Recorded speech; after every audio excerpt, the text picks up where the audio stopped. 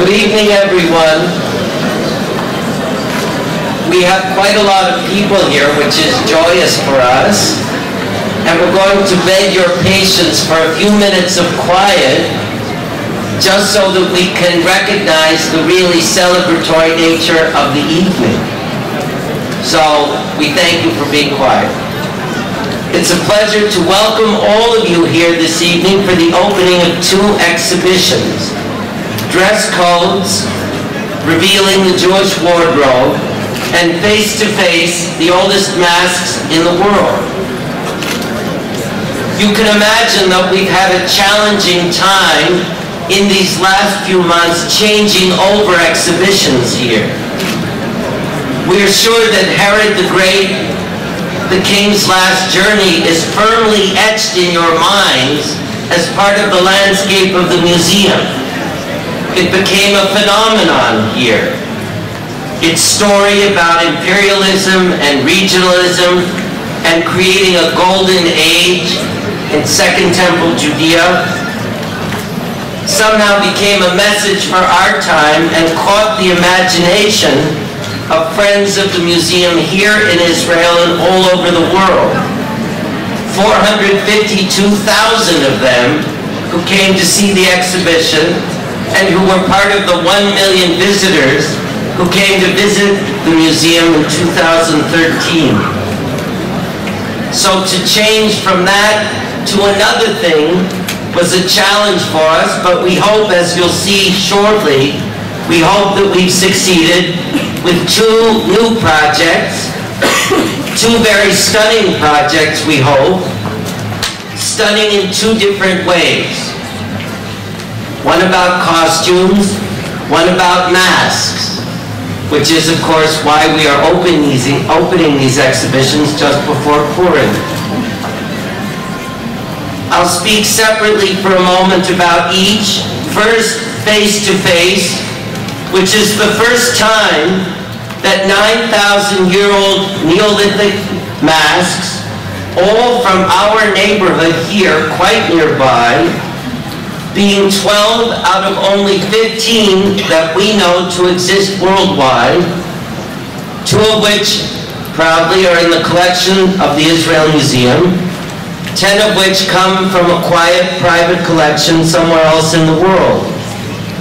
And through the generosity of that collector, we have been able to have the time to do the research scientifically and iconographically to allow us to understand these masks, to unlock their mystery, and to appreciate what they are about as a kind of signal of the start of civilized and ritualized life.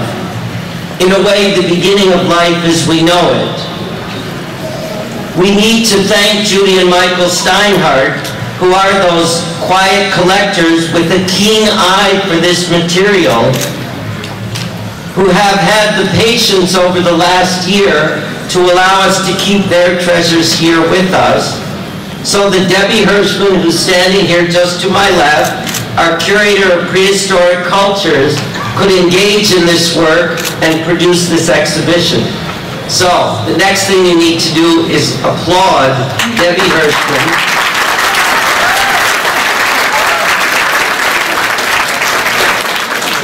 This really has been Debbie's life's work. Debbie was present, actually, for the excavation of one of our masks 30 years ago. And 30 years later, I think we are realizing a dream for her, which is also a dream for us. She could not have done what she did on this project without the companionship and collegiality of Yuval Goren, who is director of the Lab for Microarchaeology at Tel Aviv University. He was our scientist as much as Debbie was our curator. And as you will see when you go into the exhibition, its wonderful character was evoked by Hanan Delana, a brilliant designer with a long history now of great exhibitions with us. So our thanks go to all of them. And to Judy and Michael Steinhardt, who in addition to being our patient lenders, have also been the sponsors for the exhibition that you'll see. Now to dress codes. You all may or may not know that in the collections of the Jewish Art and Life wing of this museum, we hold 100,000 costumes. We are the richest such holding of costume of the Jewish world anywhere in the world. You may not know this, and it may indeed be a well-kept secret, because prior to this moment, there's never been a major temporary exhibition drawn from this material. We decided after King Herod that there couldn't be a better kind of change of scene than to look to fashion of the Jewish world over 200 years.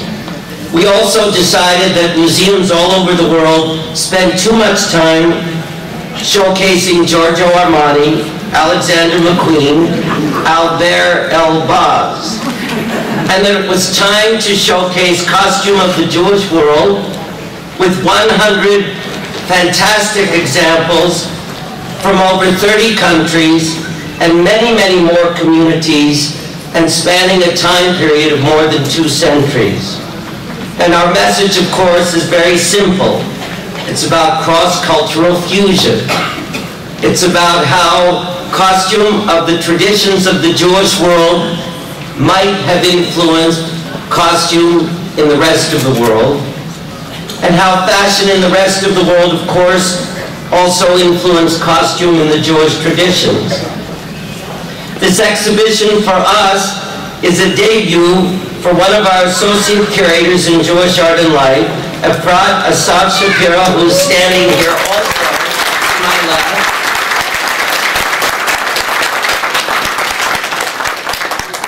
She was shepherded carefully and well by Daisy Rakach Jibra, our chief curator for Jewish Art and Life. And in a fantastic display of loyalty and commitment, the two of them were supported by Aliyah Ben Avi, former curator in our wing, for whom this material is her special expertise, and perhaps for her this is also a dream come true.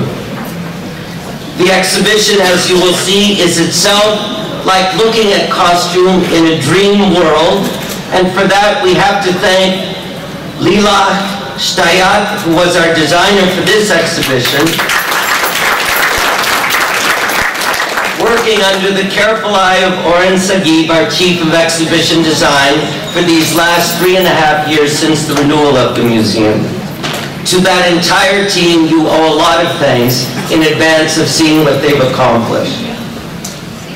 With that, I invite you all just to see masks and costumes, to enjoy our pre-Purim party, and to all of you, Purim Sameach.